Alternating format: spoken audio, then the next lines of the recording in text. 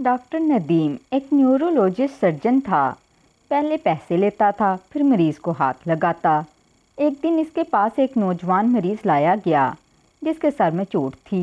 Doctor Nadeem को कहा गया कि मरीज़ चेक करें, लेकिन डॉक्टर बाज़िद था कि पहले पैसे। इसी कश्मकश में से एक फ़ोन आता है और वो भागकर मरीज़ के पास जाता है।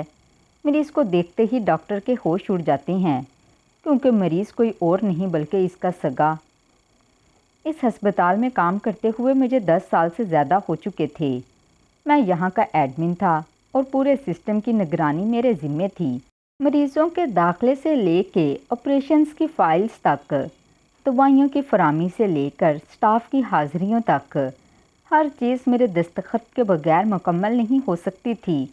शुरू के कुछ साल बहुत मेहनत के गुज़रे, लेकिन वक्त के साथ साथ मैंने सीखा कि अस्पताल के अंदर क्या कुछ होता है और कैसे होता है।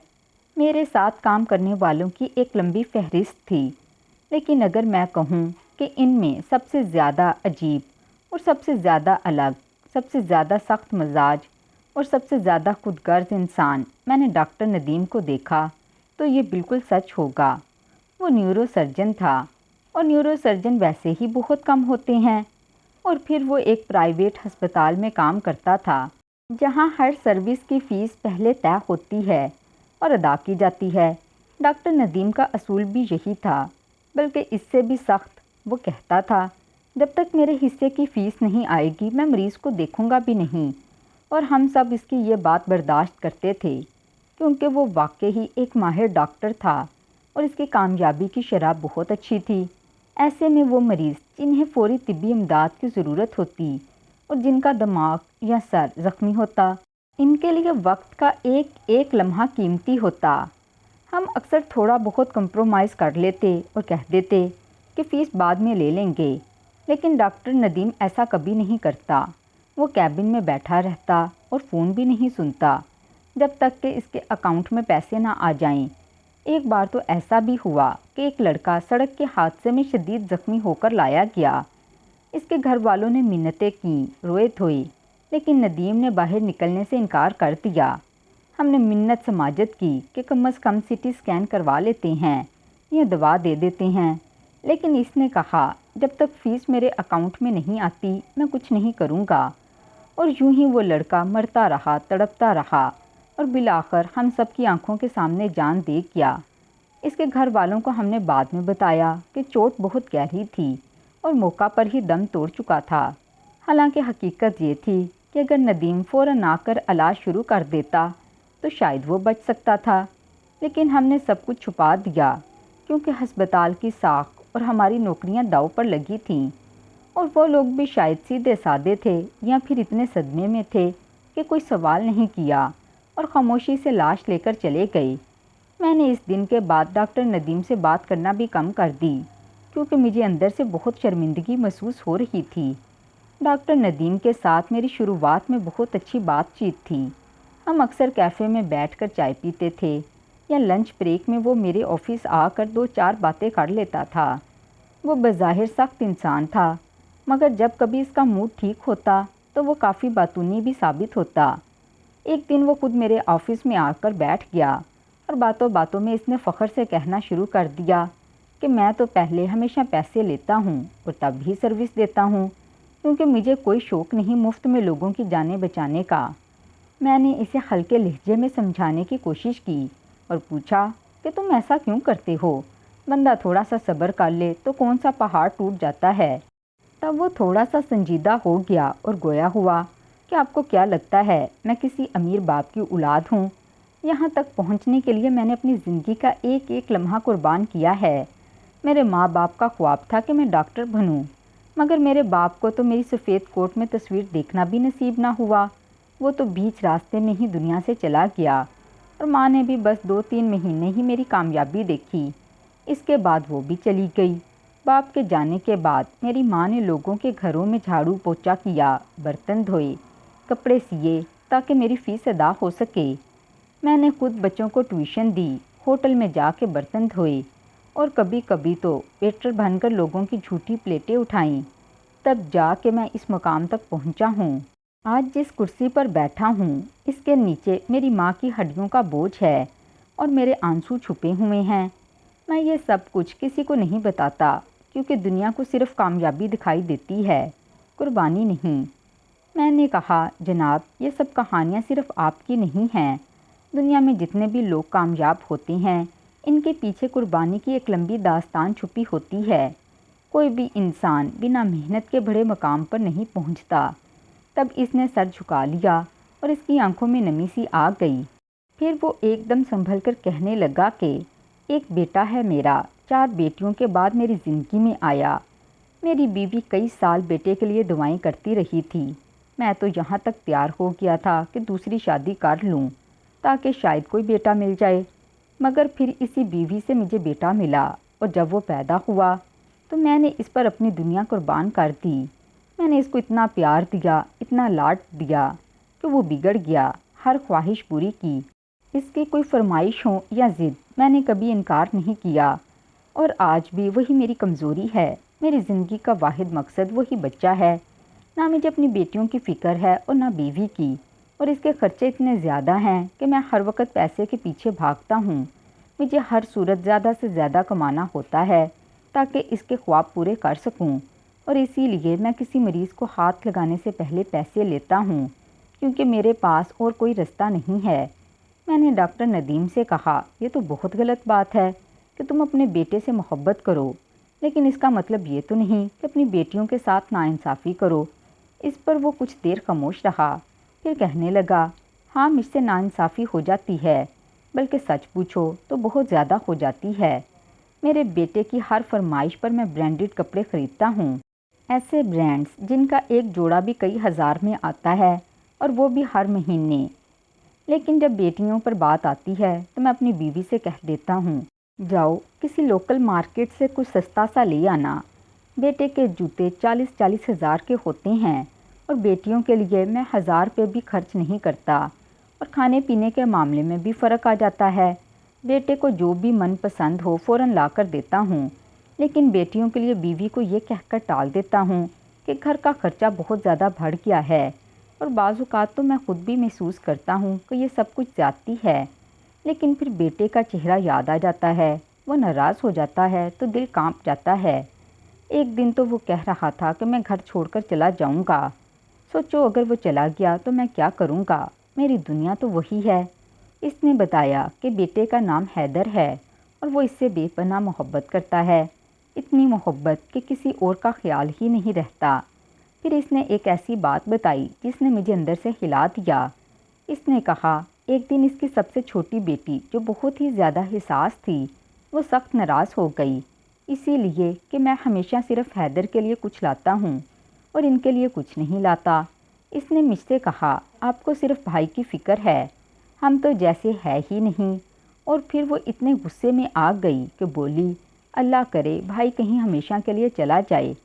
یہ سن کر میرا دماغ گھوم گیا، مجھے غصہ اس قدر آیا کہ میں نے زور سے اس کے منہ پر تھپڑ دے مارا۔ وہ بچی اتنی چھوٹی تھی کہ 3 دن تک بخار سے تپتی رہی اور بستر سے نہیں اٹھی۔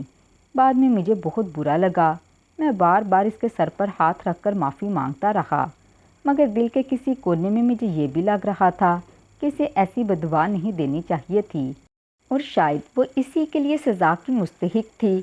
ندیم جب یہ سب کچھ بتا رہا تھا تو اس کے لہجے میں شرمندگی کا شائبہ تک نہ تھا، بلکہ وہ جیسے اپنی سوچ پر مطمئن تھا۔ اس کے لیے اولاد میں فرق کرنا کوئی بہت بڑی بات نہ تھی، جبکہ میں جانتا تھا کہ یہ گناہ ہے۔ دین کہتا ہے کہ اولاد میں برابری ہونی چاہیے، کسی کو بھی دوسرے پر فوقیت نہیں دینی چاہیے۔ میں نے اس سے کہا جناب ماں باپ کو اپنی اولاد میں فرق نہیں کرنا چاہیے، یہ ظلم ہے۔ اس پر وہ مسکرا کر بولا بیٹے تو ویسے ہی ماں باپ کے لاڈلے ہوتے ہیں، خاص طور پر حیدر سے تو مجھے ویسے بھی الگ سا لگاؤ تھا، وہی میرا وارث ہے، وہی میرا نام آگے لے کر جائے گا۔ بیٹیاں تو پرائے گھر چلی جاتی ہیں۔ اور پھر اس نے یہ بھی مانا کہ حیدر کی تربیت میں کچھ کمی رہ گئی ہے۔ اس نے بتایا کہ ایک دن وہ حیدر کے کمرے میں گیا تو اسے سگریٹ کی ڈبی ملی، اس کا دل دھک سے رہ گیا، وہ سمجھ گیا کہ بات بہت آگے نکل چکی ہے۔ پھر اس نے یہ بھی کہا اکثر ایسا ہوتا کہ حیدر شراب کے نشے میں ہوتا اور وہ دودھ میں ملا کر پیتا، تاکہ کسی کو شک نہ ہو۔ اس کے دوست بھی کچھ اچھے نہیں ہیں۔ وہ رات رات بھر گھر سے باہر رہتا، لیکن میں کچھ نہیں کہہ سکتا کیونکہ وہ ناراض ہو جاتا ہے اور میں یہ رسک نہیں لے سکتا۔ میں اسے کھونا نہیں چاہتا کیونکہ وہی تو میری زندگی کا مرکز ہے۔ ڈاکٹر ندیم نے اپنی زندگی کی بات تو مجھ سے کر لی، لیکن ویسے وہ بہت ہی زیادہ غصے والے اور سرد مہر نظر آتے تھے۔ کسی سے بھی زیادہ بات نہیں کرتے تھے، اپنے کام سے کام رکھتے تھے۔ ان کو کہیں نہ کہیں اس بات کا بھی غرور تھا کہ یہاں پر نیورو سرجن کی بہت زیادہ اہمیت تھی۔ ایک دفعہ تو ایسا ہوا کہ ایک عورت نے ان سے اپنے بیٹے کا علاج کروا لیا، لیکن پیسے نہیں دیے اور انہوں نے اس کی شکایت کر دی تھی۔ وہ تو اس کا راستہ روک کے کھڑے ہو گئے تھے، جہاں سے مرضی پہلے میری فیس ادا کرو، اس کے بعد جانے دوں گا۔ یہاں تک کہ ہسپتال کی انتظامیہ کو بیچ میں بولنا پڑا اور انہوں نے کہا آپ اور راستہ روک کے نہیں کھڑے ہو سکتے، یہ تو غلط باتیں ہیں، آپ کو پیسے چاہیے تو آپ منہ سے مانگو۔ یعنی کہ اس معاملے میں اس قدر پاگل ہو جاتے کہ اس حد تک بھی پہنچ جاتے تھے۔ اپنی فیملی کے بارے میں وہ کبھی بھی کسی سے زیادہ بات نہیں کرتے تھے، جبکہ دیکھا جائے تو ان کا ہر طرح سے ہی فائدہ ہوتا تھا۔ ان کی اہمیت سے انکار نہیں تھا۔ ہمارے لیے دن میں اگر مریض آتے تو ان کے 2 مریض بھی آ جاتے تو ان کے پیسے ہمارے پیسوں سے زیادہ ہی بن جاتے تھے۔ لوگ ان کے بارے میں عجیب باتیں کرتے تھے کہ لوگوں کا دماغ ٹھیک کرنے کا کام کرتے ہیں، جبکہ اس کا اپنا دماغ خراب ہے۔ اتوار کا دن تھا اور شہر میں ایک عجیب سی ہلچل تھی۔ شاید عید کی آمد تھی، اسی لیے لوگ اپنی پوری تیاریوں میں مصروف تھے۔ بازاروں میں اتنی بھیڑ تھی کہ گاڑیوں کی قطاریں رک رک کر چل رہی تھیں۔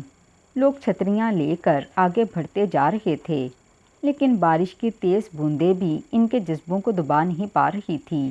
ہر طرف رنگ برنگی روشنیاں اور چمکتے ہوئے کپڑوں کا منظر تھا۔ عورتیں چوڑیاں چھانٹ رہی تھیں، بچے کھلونے مانگ رہے تھے اور مرد سامان کے تھیلے اٹھائے ایک دکان سے دوسری دکان کی طرف بھاگ رہے تھے۔ ایسے میں ہسپتال ایک الگ دنیا کی تصویر پیش کرتا رہا۔ بارش کی وجہ سے مریضوں کی آمد و رفت میں وقتی کمی ضرور آئی تھی، لیکن ایمرجنسی وارڈ کا ماحول ہمیشہ کی طرح کسی ممکنہ خطرے کے لیے تیار تھا۔ ہسپتال کے اس حصے میں ایک کمرہ تھا جو اسٹاف روم کہلاتا تھا، جہاں ڈیوٹی پر موجود ڈاکٹرز اور نرسیں کچھ دیر آرام کرنے یا چائے پینے کے لیے آتے تھے۔ وہاں اس وقت ہلکی سی چہل پہل تھی۔ ڈاکٹر ندیم، جو سینئر اور تجربہ کار سمجھے جاتے تھے، ایک کونے میں بیٹھے اخبار کی سرخیاں دیکھ رہے تھے۔ 2 نرسیں اپنی شفٹ کی باتیں کر رہی تھیں اور ایک جونیئر ڈاکٹر موبائل میں گیم کھیل رہا تھا۔ ایسے میں ایک نرس جلدی سے کمرے میں داخل ہوتی ہے۔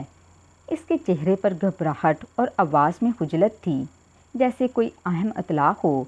اس نے ڈاکٹر ندیم کو مخاطب کرتے ہوئے کہا کہ ایک نیا مریض آیا ہے جو بائک پر 1 ویلنگ کرتے ہوئے گر گیا ہے اور اس کے سر پر شدید چوٹ آئی ہے۔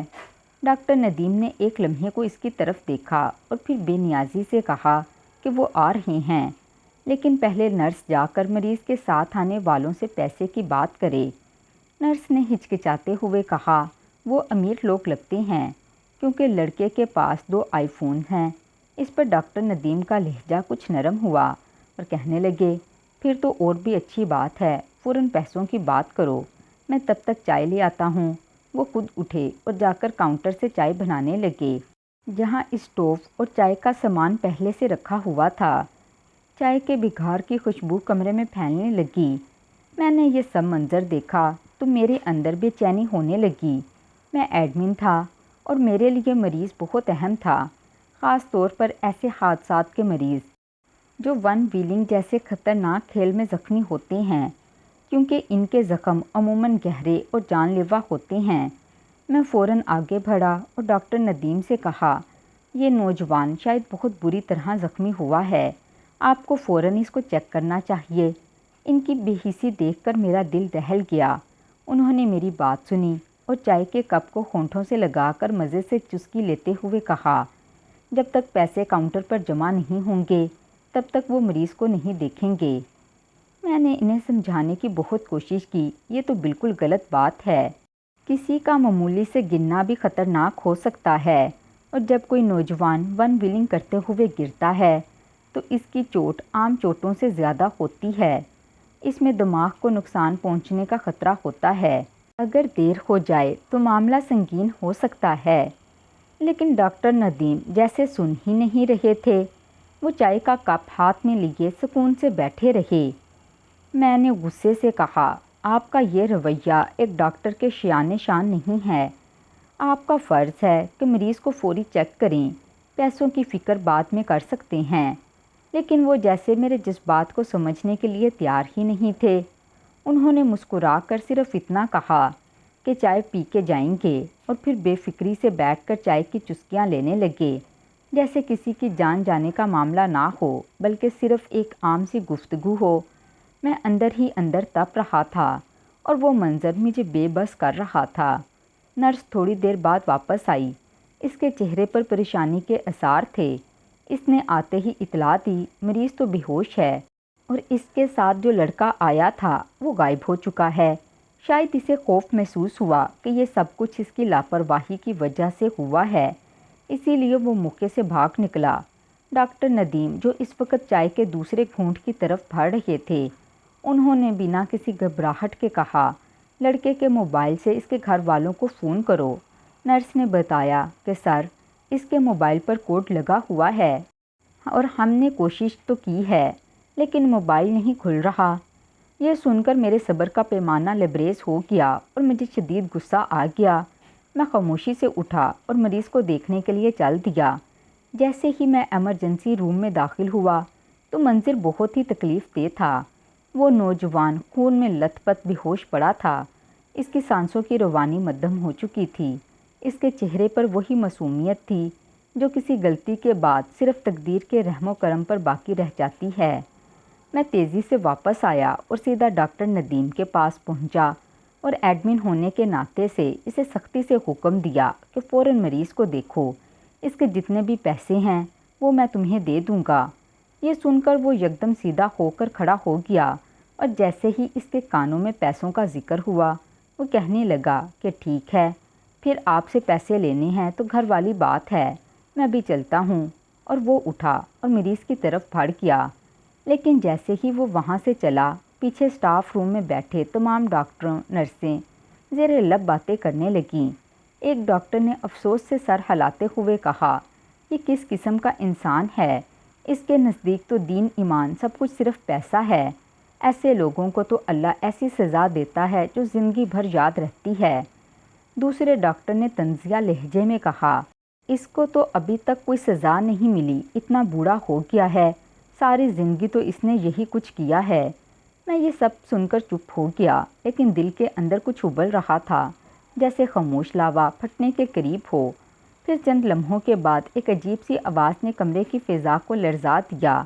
ہم سب چونک اٹھے، او پی ڈی کی طرف لپک گئے۔ وہ چیخنے کی آواز کسی اجنبی کی نہیں تھی، وہ تو ڈاکٹر ندیم ہی کی آواز تھی، جو اتنی شدت سے چیخ رہا تھا جیسے کسی کے دل پر کوئی بہت گہرا وار کیا گیا ہو۔ ہم سب ہڑبڑا کر ایمرجنسی کی طرف گئے اور جیسے ہی اندر پہنچے تو وہاں کا منظر دیکھ کر سب کے قدم وہیں جم گئے۔ ڈاکٹر ندیم اس مریض کو اپنے سینے سے لگا کر بچوں کی طرح رو رہے تھے۔ ان کی ہچکیاں رکنے کا نام نہیں لے رہی تھیں اور وہ بار بار ایک ہی جملہ دہرا رہے تھے، یہ تو میرا حیدر ہے، یہ تو میرا حیدر ہے۔ میں نے حیرانگی کے عالم میں نرس کی طرف دیکھا اور آہستہ سے پوچھا، یہ سب کیا ہو رہا ہے؟ نرس نے بتایا، جب یہ یہاں آ رہے تھے تو ان کو ان کے گھر سے فون آیا کہ بیٹا ابھی تک نہیں آیا اور دوست بتا رہے ہیں کہ وہ کسی حادثے کا شکار ہو گیا ہے۔ تب یہ ہاتھ دھو رہے تھے، لیکن وہیں سے بھاگ کر فوراً اس طرف آ گئے اور جب ڈاکٹر صاحب پہنچے تب تک بہت دیر ہو چکی تھی۔ خون اتنا بہہ چکا تھا کہ اس نوجوان نے ان کی آنکھوں کے سامنے دم توڑ دیا، اور جیسے ہی ڈاکٹر صاحب نے اس کا چہرہ دیکھا تو پہچان گئے، یہ تو ان کا اپنا بیٹا ہے، حیدر۔ میں سن کر سکتے میں آ گیا، میری سانسیں تھم گئیں۔ مجھے فوراً یاد آیا کہ حیدر انہی کا بیٹا تھا جو کچھ عرصہ پہلے ناراض ہو کر گھر سے چلا گیا تھا اور پھر کبھی واپس نہیں آیا۔ آج قسمت نے ایک عجیب رنگ دکھایا ہے۔ ڈاکٹر ندیم جو دوسروں کے بچوں کو پیسے کی شرط پر دیکھتے تھے، آج اپنا ہی بیٹا اپنی آنکھوں کے سامنے کھو بیٹھے تھے، انہوں نے بتایا کہ ان کا بیٹا بہت بگڑا ہوا ہے اور آج چھٹی کا دن تھا، اسی لیے شاید وہ ہیوی بائک لے کر دوستوں کے ساتھ ون ویلنگ کرتے ہوئے اس حادثے کا شکار ہو گیا۔ جب وہ ہسپتال لایا گیا تو وہ پہلے ہی بے ہوش تھا اور اس کے جسم سے مسلسل خون بہہ رہا تھا اور وقت پر طبی امداد نہ ملنے کے باعث اس کا سانس تھم گیا۔ ڈاکٹر ندیم جب تک پہنچے تب تک بہت دیر ہو چکی تھی اور جب انہوں نے اس کا چہرہ دیکھا تو جیسے زمین ان کے پیروں کے نیچے سے نکل گئی۔ انہوں نے اسے اپنے سینے سے لگا کر زور زور سے رونا شروع کر دیا، جیسے کسی بچے نے اپنا کھلونا نہیں بلکہ پوری دنیا کھو دی ہو۔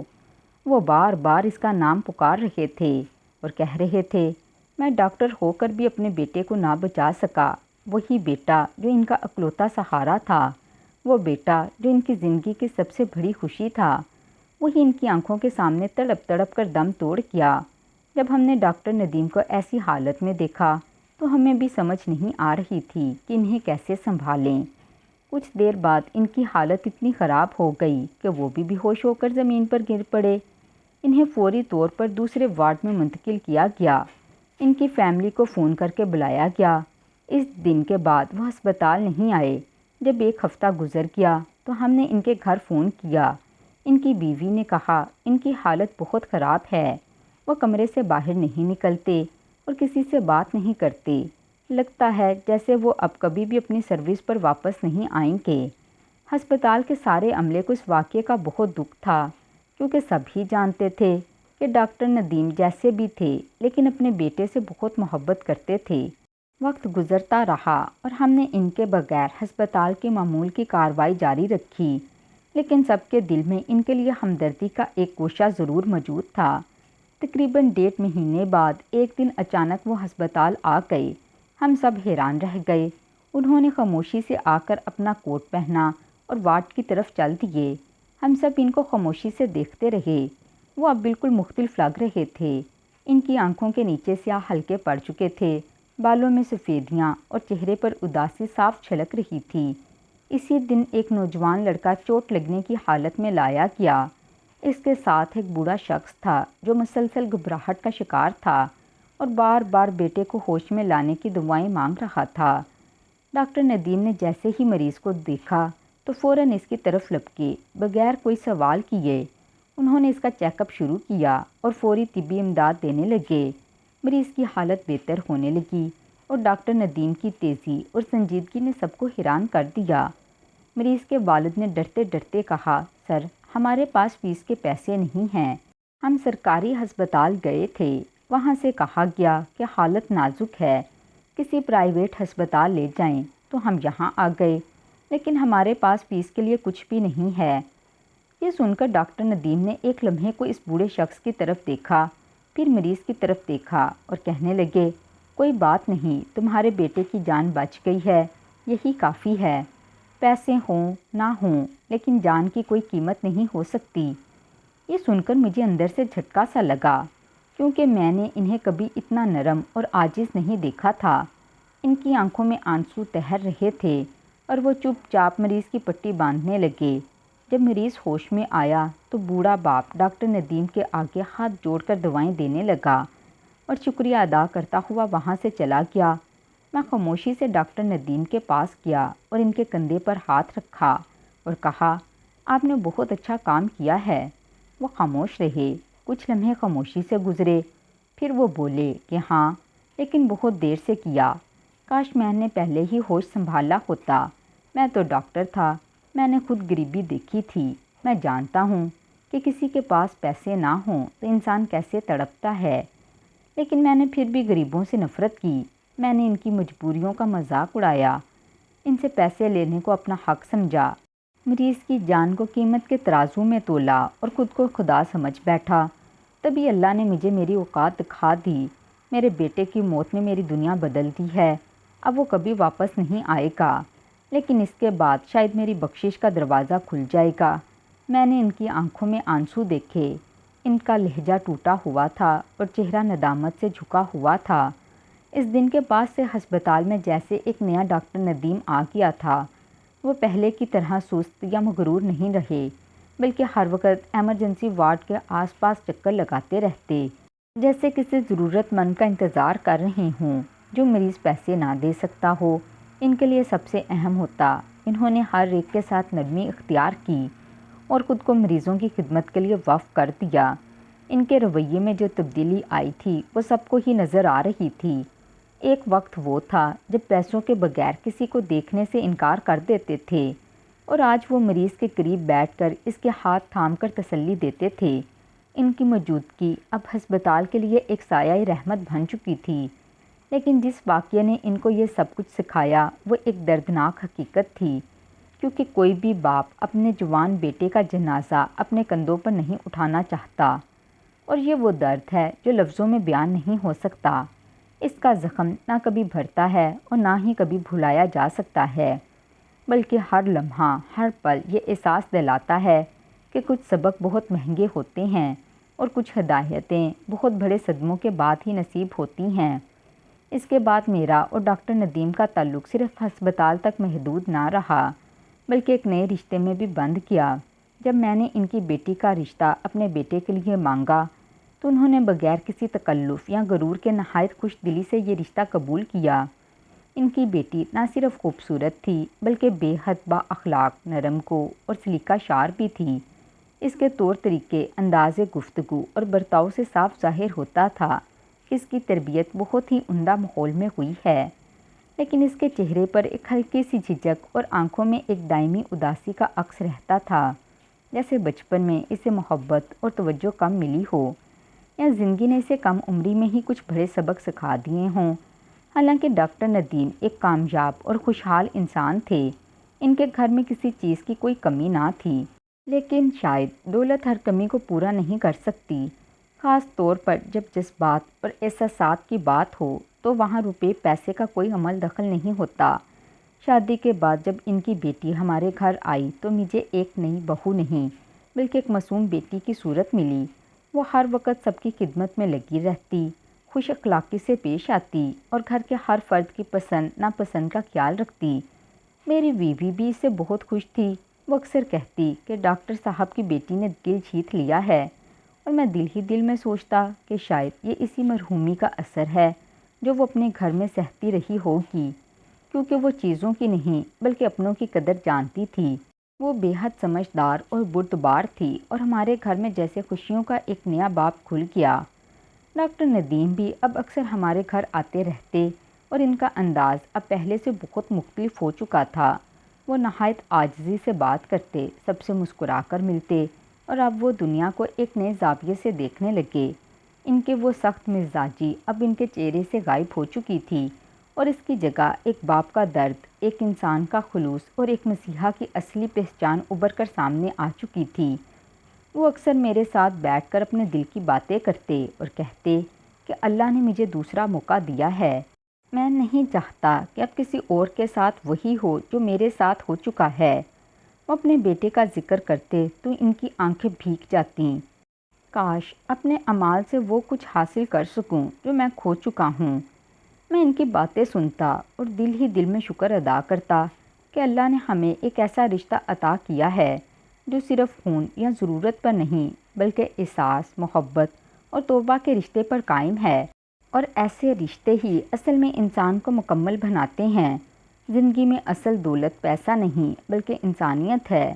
جو شخص اپنی ذات سے دوسروں کے لیے آسانیاں پیدا کرتا ہے وہی اصل میں کامیاب ہے۔